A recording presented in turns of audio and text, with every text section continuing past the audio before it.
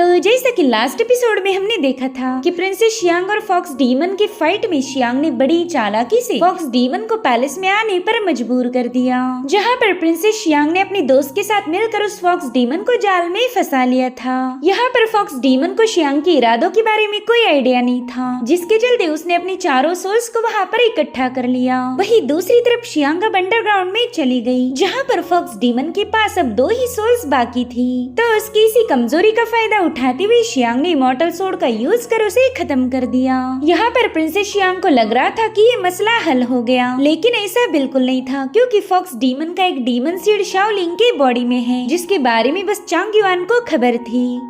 अब आगे तो इस एपिसोड की शुरुआत में हम प्रिंसेस शियांग को देख पाते हैं, जो कि अपने पैलेस के सामने खड़ी थी। वो अपने मदर को बता रही थी कि फाइनली सब कुछ खत्म हो चुका है। साथ ही साथ यहाँ पर उसे अपनी कुछ बचपन की मेमोरीज नजर आने लगी, जहाँ पर शियांग इम्प्रेस शिनजी को बता रही थी कि मुझे तो अपने बर्थडे मनाना काफी ज्यादा पसंद है। तो इम्प्रेस शिनजी उसे खाना खिलाते हुए पूछने लगी कि आखिर मेरी बच्ची को उसके बर्थडे मनाना इतना ज्यादा पसंद क्यों है। तो शियांग उसे बताने लगी कि जब भी मेरा जन्मदिन होता है आप अपने हाथों से मेरे लिए खाना बनाती हो। आपके जैसा डिलीशियस खाना तो कोई भी पका नहीं सकता। जो सुनते इम्प्रेस शिनजी को हंसी आने लगी और उतने में ही प्रिंसेस शियांग को किसी के आने की आहट महसूस हुई, तो तुरंत ही पीछे पलटकर अपनी माँ को आवाज देती है। लेकिन वहाँ पर इम्प्रेस शिनजी नहीं बल्कि मिनिस्टर सॉन्ग आया था। वो भी एक सेकंड के लिए हैरान होकर प्रिंसेस शियांग से पूछने लगा कि क्या आप इम्प्रेस शिनजी का इंतजार कर रही थी, मगर उन्हें तो ऑलरेडी किसी ने मार दिया था। जिस पर शियांग कहने लगी कि मेरी माँ एक इमॉर्टल थी और रियल इमॉर्टल कभी भी इतनी आसानी से किसी के हाथों मर नहीं सकते।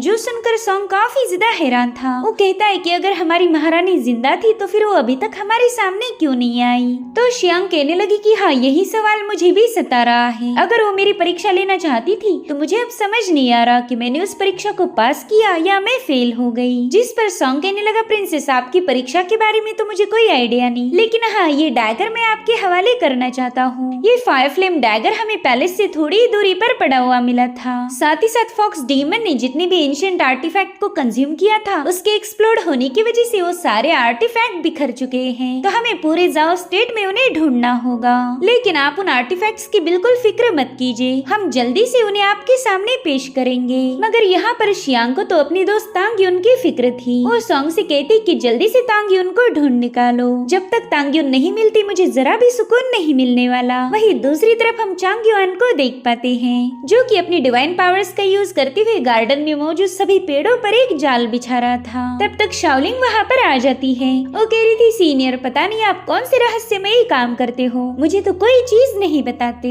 सच बताओ तो मैंने आपकी जैसी मिस्टीरियस पर्सनालिटी आज तक नहीं देखी थी। तो चांग युआन उससे कहता है कि दरअसल मैं फिशिंग कर रहा हूँ, तुम्हें शायद इस बारे में कोई आइडिया नहीं होगा। दरअसल इस दुनिया में जितनी भी चीजें मौजूद है उन्हें अर्थ एंड हेवन ने हजारों लाखों इनविजिबल थ्रेड से आपस में कनेक्ट करके रखा है। तुम यूँ समझ लो कि ये सारी थ्रेड अर्थ एंड हेवन की फिशिंग लाइंस हैं। अगर कोई भी कल्टीवेटर इन थ्रेड्स को कंट्रोल करना सीख जाए तो फिर वो इस दुनिया की हर एक चीज को हासिल कर सकता है। पूरा कंट्रोल उसके हाथ में होगा। जो सुनते ही शाओलिंग उससे पूछने लगी कि सीनियर फिर बताए आप किसका शिकार करने वाले हो, किसके लिए आपने इतना सारा जाल बुना। तो चांग युआन उसे बड़े ही प्यार से बताने लगा कि ये जाल तो मैंने उस छोटे से फॉक्स डीमन के लिए बुना है, जो कि अभी भी कहीं पर छुपा हुआ होगा। उस फॉक्स डीमन का जिक्र सुनते ही शाओलिंग काफी ज्यादा परेशान हो गई। चांग युआन उसे बता रहा था कि भले ही फॉक्स डीमन हार चुका है, लेकिन मुझे ऐसा लगता है कि वो अभी भी पूरी तरह से खत्म नहीं हुआ। और अब सीन शिफ्ट होकर हम प्रिंसेस शियांग को देख पाते हैं, जो कि मूनलाइट में नहा रही थी। वो खुद से ही कह रही थी कि पता नहीं क्यों मुझे काफी ज्यादा अनईजी महसूस हो रहा, ऐसा लग रहा है कि कुछ तो मिसिंग है। और उतने में कमांडर सॉन्ग उससे बात करने के लिए पहुंच जाता है। वो कर्टन के पीछे से प्रिंसेस शियांग को बता रहा था कि हमने सारे स्कैटर हुए आर्टिफैक्ट को जमा कर लिया है, लेकिन मैं चाहता हूँ कि आप खुद इन आर्टिफैक्ट्स को चेक करें। तो शियांग ने तुरंत ही अपनी रेड अम्ब्रेला को समन कर लिया।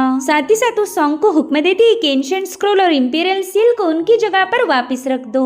एंशिएंट स्क्रोल को अनडाइंग फॉरेस्ट में रखो और वहीं पर इंपीरियल सील हमारे मास्टर गोशी के हवाले कर देना। साथ ही मेरे मास्टर गोशी को बता देना कि अब उन्हें फिक्र करने की कोई जरूरत नहीं, उनके डिसाइपल शियांग ने सब कुछ संभाल लिया है, इसलिए अब वो आराम से रह सकते। और हाँ, जब भी मुझे वक्त मिलेगा मैं उनसे मिलने जरूर जाऊंगी। वैसे हमें एंशिएंट स्क्रॉल को संभालने के लिए एक विच मास्टर की जरूरत पड़ेगी, मगर आप उसकी फिक्र बिल्कुल मत कीजिए क्योंकि ऑलरेडी मेरे दिमाग में एक बंदा है, शायद वो हमारा विच मास्टर बनेगा। जिसके बाद शियांग ने अपना एक नया कॉस्ट्यूम पहन लिया। साथ ही वो सॉन्ग से टांग्युन के बारे में पूछ रही थी, जिस पर सॉन्ग जवाब देते हुए कहने लगा कि हमने आपकी दोस्त टांग्युन को ढूंढने की बहुत कोशिश की, लेकिन हमें अभी तक उसका कोई ट्रेस नहीं मिला। अब ये खबर सुनकर शियांग काफी ज्यादा मायूस हो गई। वो कह रही थी कि आपके पास जितने भी गार्ड्स हैं उन सबको डिप्लॉय करो, आपको किसी भी कीमत पर टांग्युन को ढूंढना होगा। अगर उसे कुछ हो गया तो फिर मैं कभी खुद को माफ नहीं कर पाऊंगी। अगर उसकी मौत हो चुकी है तो फिर ये मेरी गलती होगी और इसके लिए मुझे खुद को ही पनिश करना होगा। जिस पर सॉन्ग कहने लगा कि आप टांग्युन की बिल्कुल फिक्र मत कीजिए, हम अपना पूरा जोर लगाकर उसे ढूंढ लाएंगे। वैसे मुझे आपसे एक और जरूरी बात करनी थी। दरअसल 2 दिनों में ही आपका 16वां जन्मदिन है, तो क्यों ना हम आपके जन्मदिन के दिन पूरे जाओ स्टेट को दावत दे। वैसे भी आपने फॉक्स डीमन को खत्म करके जाओ स्टेट को नया जन्म दिया है, तो इसी दावत के जरिए हम आपकी रेपुटेशन और अथॉरिटीज को भी एस्टेब्लिश कर सकते।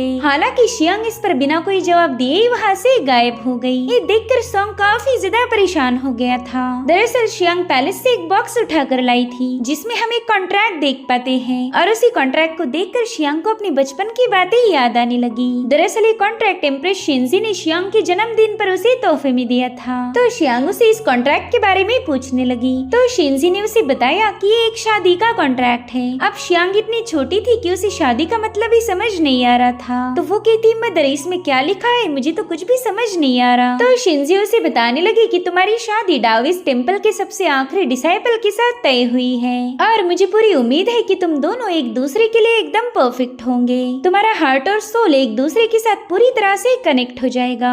तभी शियांग अपनी मदर से पूछने लगी कि आखिर इस बंदे का नाम क्या है, आपने तो मुझे उसका नाम भी नहीं बताया। जिस पर शिंजी कहती फिलहाल के लिए तुम बस इतना जान लो कि वो डाविस टेम्पल का सबसे आखिरी डिसाइपल है। सही वक्त आने पर वो बंदा खुद ही तुमसे मिलने आ जाएगा। गाइस मुझे ऐसा लगता है कि डाविस टेम्पल का आखिरी डिसाइपल चांगयुआन था। जब चांगयुआन ने प्रिंसेस शियांग को पहली बार देखा था तभी उसे शियांग के साथ एक कनेक्शन महसूस हुआ, लेकिन यहाँ पर फिलहाल चांगयुआन का कोई जिक्र नहीं हुआ, इसलिए हम कंक्लूजन पर नहीं पहुँच सकते। साथ ही शियांग अपनी मदर से कहने लगी कि मुझे उस बंदे के साथ शादी नहीं करनी, मैं तो बस जिंदगी भर आप ही के साथ रहना चाहती हूँ। जो सुनते इम्प्रेस शिंजी को हंसी आने लगी। वो कह रही थी कि फिलहाल के लिए तुम इस कॉन्ट्रैक्ट को संभाल के रखो, ये लगभग 10 सालों तक वैलिड रहेगा। अगर आगे चलकर भी तुम्हें ऐसा लगा कि तुम इस बंदे के साथ अपनी जिंदगी बिताना नहीं चाहती तो तुम इस कॉन्ट्रैक्ट को फाड़ देना। शादी का आखिरी फैसला हमेशा तुम्हारे हाथ में होगा, मैं तुम पर कोई जबरदस्ती करना नहीं चाहती। और अब कहानी दोबारा से प्रेजेंट टाइम में आ जाती है। प्रिंसेस शियांग उस कॉन्ट्रैक्ट मैरिज को देखकर कहने लगी कि जरूर से उस बंदे में कोई खास बात होगी, इसलिए तो आपने उसके साथ मेरा रिश्ता तय किया था।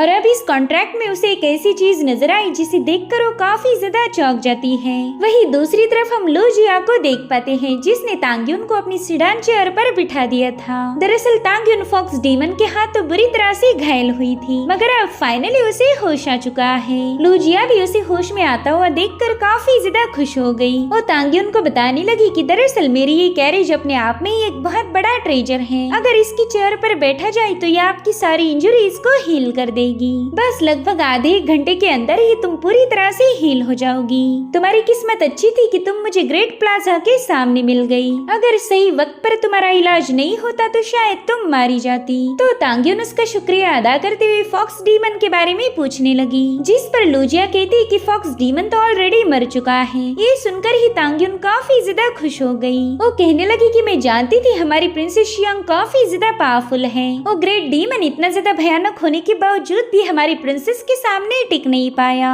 जो सुनते ही लूजिया उसे हैरान होकर पूछने लगी कि क्या तुम प्रिंसेस शियांग की दोस्त हो, जिस पर तांग्युन जवाब देते हुए बताने लगी कि हाँ बिल्कुल, हम दोनों ने मिलकर फॉक्स डीमन को मारने की प्लानिंग बनाई थी। दरअसल जब शियांग फॉक्स डीमन के साथ फाइट करने में बिजी थी तभी मैंने ही पैलेस से उस फॉर्मेशन को हटा दिया, जिसके चलते वो डीमन सीधे पैलेस में आकर पटक गया था। उस डीमन को पहले तो ये लगा था कि ये काम शियांग का होगा, लेकिन शियांग की जगह पर जब उसने मुझे देखा तब उसके चेहरे का रंग ही उतर गया था।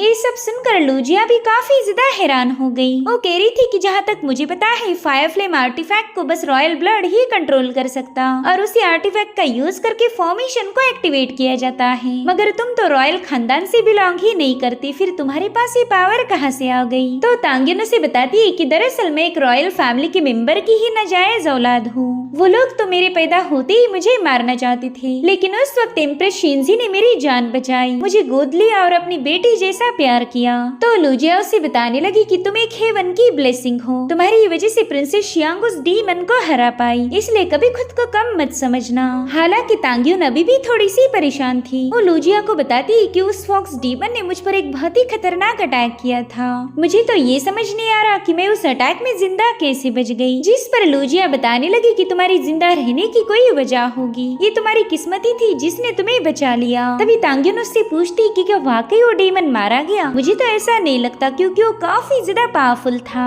जिस पर लुजिया बताने लगी कि मेरी आंखों के सामने उस डीमन की चारों सोल डिस्ट्रॉय हो गई थी। बस यहाँ पर मुझे एक शक है, वैसे तो स्पिरिट के डिस्ट्रॉय होते ही उसने मर जाना चाहिए था, लेकिन अगर उसके पास डीमन सीड होगा तो फिर शायद वो जिंदा है। दरअसल एक ग्रेट डीमन का डीमन सीड उसके लिए एक दूसरे दिल जैसा काम करता है। अगर तुमने रियल डीमन को मार भी दिया तो भी उसका डीमन सीड उसे दोबारा से पैदा कर सकता। ये सुनकर तो अब तांग्युन काफी ज्यादा परेशान हो गई। वो लुजिया से पूछ रही थी कि तुम्हारा मतलब ये है कि उस डीमन के पास उसका डीमन सीड हो सकता है, और अगर वो हुआ तो दोबारा से रिजरेक्ट हो जाएगा, यानी कि हमारी जाओ स्टेट अभी भी खतरे में है। जिस पर लुजिया कहने लगी कि हाँ, लेकिन ये इतना आसान नहीं हो सकता। एक डीमन सीड को पनपने के लिए उसे अपने ही ओरिजिन के किसी इनेट स्पिरिट की जरूरत पड़ती है, और इनेट स्पिरिट इतने आसानी से नहीं मिल सकता। वो तो हजारों लाखों लोगों में बस एक के पास ही मिल सकता है, और उसमें भी सेम ओरिजिन का होना काफी ज्यादा इम्पोर्टेंट है। यानी कि फॉक्स डीमन को दोबारा से रिजरेक्ट होने के लिए एक फॉक्स इनेट स्पिरिट की जरूरत पड़ेगी।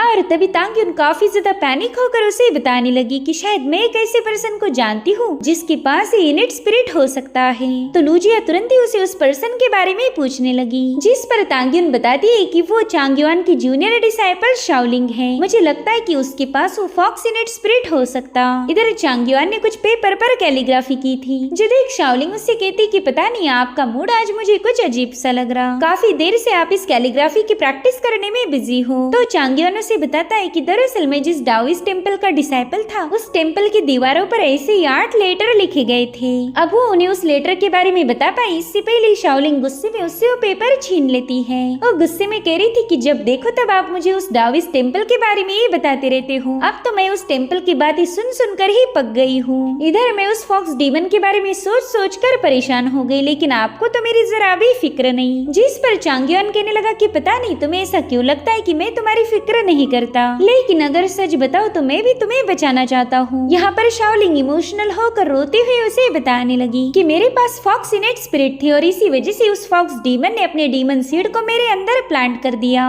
पता नहीं मेरे साथ ही ये सब क्यों हुआ। मैं तो उस फॉक्स डीमन के लिए घोस्ट समनिंग टैलिस्मान जैसे बन चुकी हूँ। वो फॉक्स डीमन कभी भी आकर मुझे खत्म करके मेरी बॉडी पर कब्जा कर सकता है। जिस पर चांगयुआन कह रहा था कि अगर उस डीमन को डिस्ट्रॉय करना है तो पहले उसे यहाँ पर आने देना होगा। भले ये बात तुम्हें अच्छी ना लगे, लेकिन उस डीमन को अगर मारना है तो हमारे पास बस यही एक ऑप्शन होगा। जो सुनकर शाओलिंग हैरान होकर उससे पूछने लगी कि सीनियर, क्या आपके पास उसे खत्म करने का कोई तरीका है? जिस पर चांगयुआन बताने लगा कि अगर घोस्ट समनिंग टैलिस्मान में कोई बदलाव किए गए तो उसी से हम उस डीमन को मार सकते हैं। हमें उस समनिंग टैलिस्मान को एक ईवल बैनिशिंग कर्स में बदलना होगा। इस दुनिया में ऐसी कई सारी चीजें हैं जिनके ओरिजिन्स को हम बदल सकते। तो शाओलिंग उसे बताने लगी कि सीनियर, मुझे तो टैलिस्मान को चेंज करना नहीं आता, पता नहीं मैं अपने अंदर मौजूद घोस्ट समनिंग टैलिस्मान को कैसे बदलूंगी। तो चांगयुआन उसे अश्योरिटी देते हुए कहने लगा कि तुम्हें इसकी फिक्र करने की कोई जरूरत नहीं, तुम्हारा सीनियर इस काम में एक्सपर्ट है। और तभी आसमान से एक बहुत ही खतरनाक स्नेक सीधे शाओलिंग के पास पहुंच गया। शाओलिंग तो उस स्नेक को देखकर ही काफी ज्यादा पैनिक हो गई और डर के मारे पीछे हटते हुए अपने सीनियर को बता रही थी कि प्लीज मुझे बचा लीजिए, वो डीमन यहाँ पर आ चुका है। तो चांगयुआन उसे संभालते हुए कहने लगा कि तुम्हें घबराने की कोई जरूरत नहीं, दरअसल ये उस फॉक्स डीमन की सबसे आखिरी स्पिरिट है,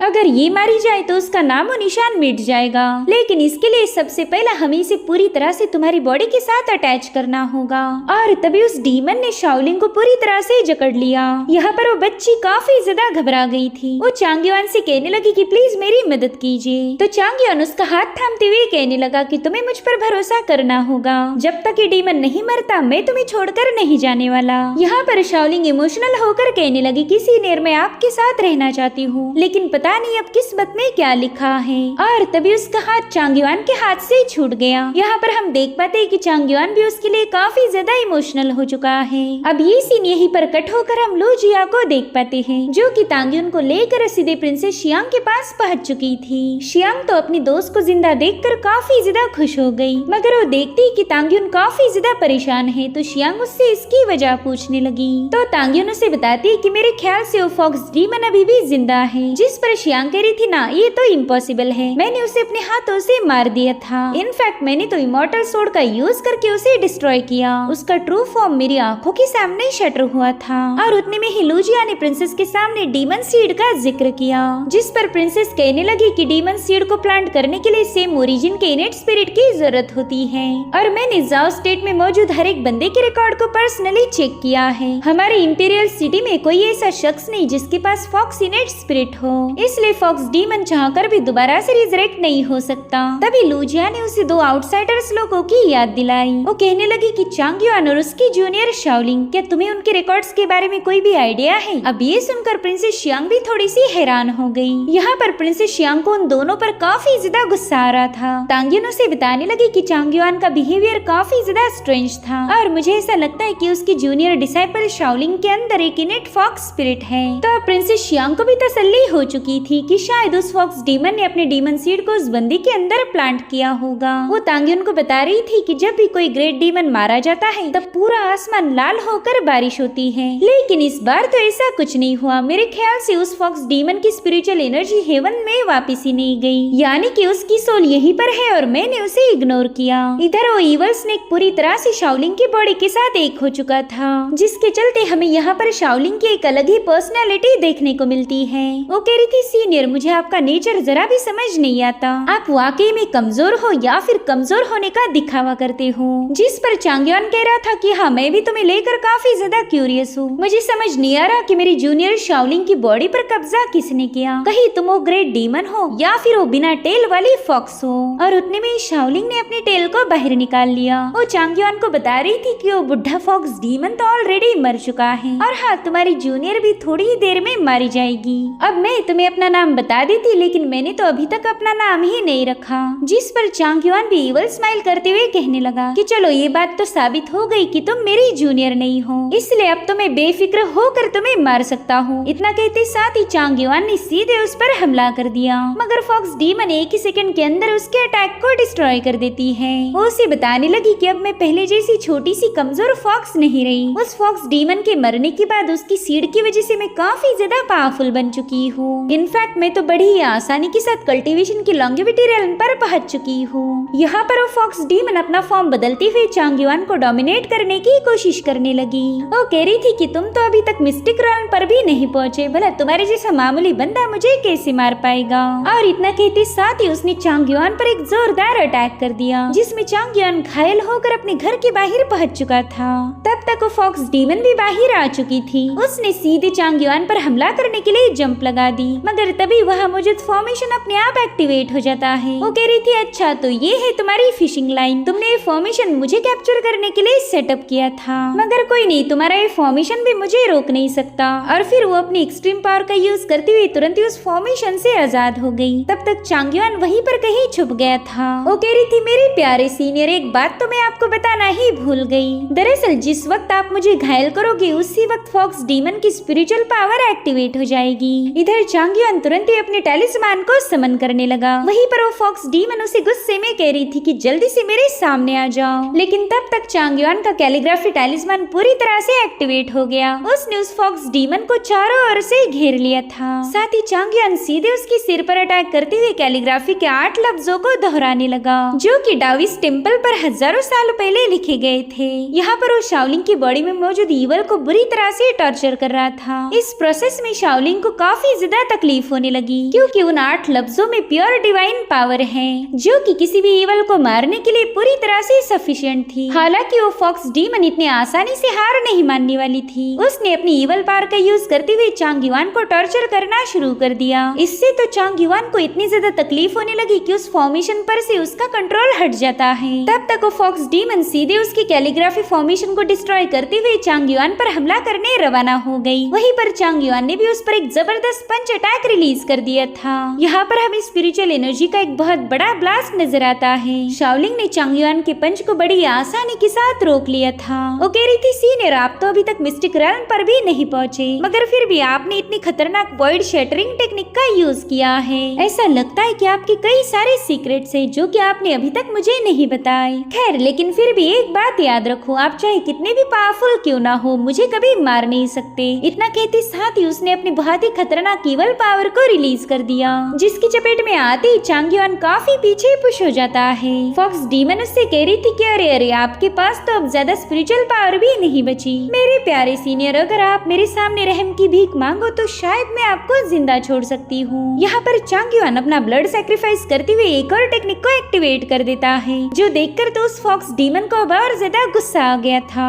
और फिर उसने भी अपनी एक्सट्रीम पावर का यूज करते हुए सीधे चांग युआन पर अपनी थंडर से अटैक कर दिया। मगर वो देखती कि चांग युआन तो वहाँ से गायब हो चुका है। जो देख शाओलिंग कह रही थी सीनियर प्लीज ये हाइड एंड सीक का गेम बंद कर दो, और उतने में चांग युआन अचानक से उसके सामने आकर उस पर अपनी डिवाइन पावर से एक और हमला कर देता है। यहाँ पर चांग युआन उस ईवल स्नेक को मारने की पूरी कोशिश कर रहा था। हालांकि फॉक्स डीमन पर इसका कोई खास असर नहीं होता, उल्टा उसने ही चांग युआन को बुरी तरह से जकड़ लिया था। वो कहती अरे अरे सीनियर वैसे तो आपके अंदाजे सही निकलते हैं, मगर इस बार आप पूरी तरह से गलत थे। यहाँ पर चांग युआन उससे पूछता है कि बताओ मुझसे कौन सी गलती हुई, मेरा कौन सा अंदाजा गलत था। तो फॉक्स डीमन उसे बताती है कि आपको लगता है कि डीमन सीड की वजह से मैं डीमन बन गई, लेकिन आपको ये बात पता ही नहीं थी कि मैं तो असल में एक ट्रू डीमन हूँ। और फिर उसने चांग युआन को हवा में उछाल दिया, जिसके बाद वो अपने बड़े बड़े नाखून लेकर उसके पास पहुँच गई। उससे कह रही थी सीनियर माफ करना लेकिन अब आपको मरना होगा। और इसी के साथ एपिसोड यहीं पर एंड हो जाता है। Thank you so much for watching, bye bye, take care.